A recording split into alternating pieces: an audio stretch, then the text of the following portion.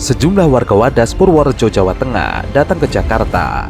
Mereka menyampaikan protes soal aktivitas penambangan kuari batu andesit untuk proyek strategis nasional Bendungan Bener. Sebab penambangan tetap berjalan meskipun izin penetapan lokasi sudah habis sejak 7 Juni 2023. Aksi yang dilakukan warga Wadas dan sejumlah aktivis itu sempat terhambat karena sejumlah relawan Ganjar keberatan aksi dilakukan di lokasi tersebut. Masa aksi akhirnya bergeser ke seberang rumah aspirasi relawan Ganjar Pranowo dan tetap menggelar aksi protes. Aksi itu dilakukan agar pemerintah pusat mengetahui pelanggaran yang dilakukan pemerintah Provinsi Jawa Tengah.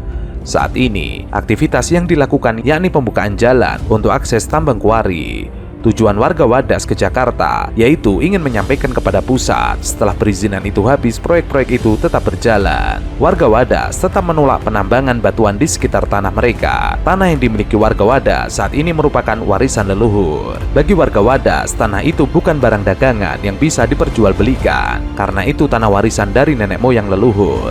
Prinsipnya warga harus dipertahankan. Para perempuan Wadon Wadas yang tergabung dalam Kembadewa Gerakan Masyarakat Peduli Alam Desa Wadas menyatakan 1. Tetap konsisten menolak rencana pertambangan di Wadas.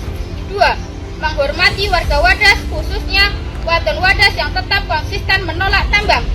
3. Menolak tambang adalah komitmen Wadon Wadas untuk menjaga 27 mata air, lingkungan, tanah dan ruang hidup perempuan dan anak cucu dari kerusakan dan kepunahan alam akibat tambang.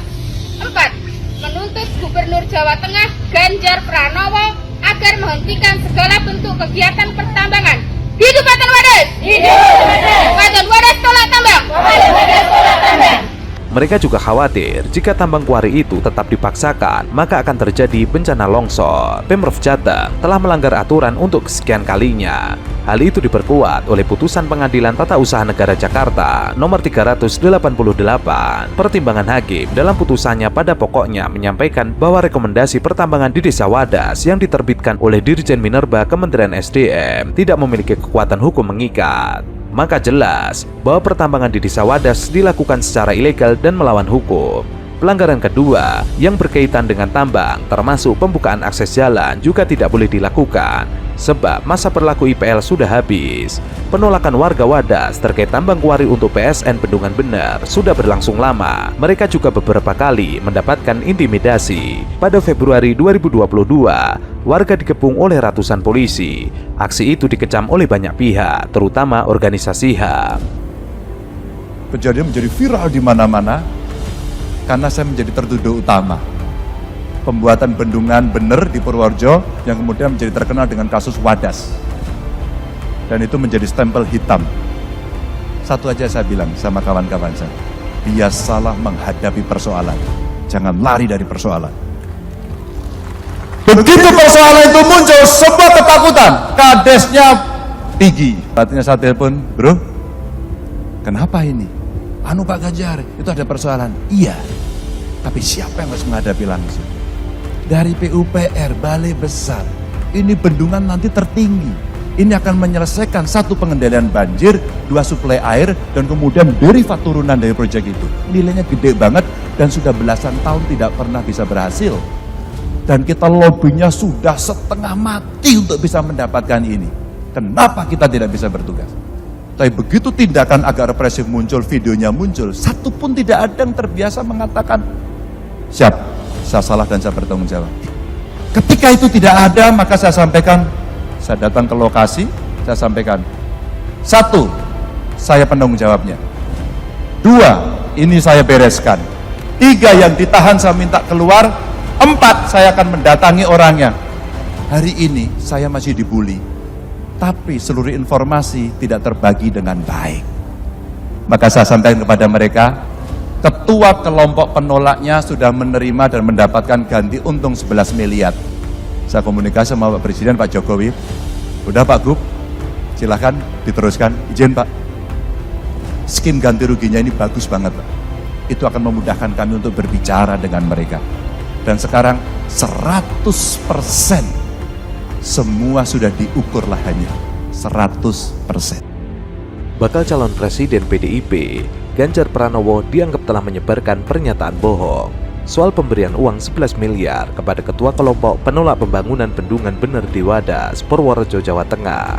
Hal itu diungkapkan oleh akun Twitter Wadas Melawan yang mengunggah sebuah video berdurasi 59 detik dan beberapa utas kicauan. Video tersebut merekam pernyataan seorang bernama Mbah Sudiman yang disebut sebagai Ketua Gerakan Masyarakat Peduli Alam Desa Wadas. Dalam beberapa hari terakhir, jagat media dihebohkan dengan statement Ganjar bahwa ketua kelompok penolak tambang yaitu Gempa Dewa telah menerima uang 11 miliar rupiah. Statement itu tentu saja mencederai komitmen konsistensi warga Wadas. Menurut akun ini, pernyataan Gubernur Jawa Tengah Ganjar soal ketua kelompok penolak tambang telah menerima 11 miliar rupiah telah mencederai komitmen dan konsistensi warga Wadas yang tergabung dalam Gempa Dewa.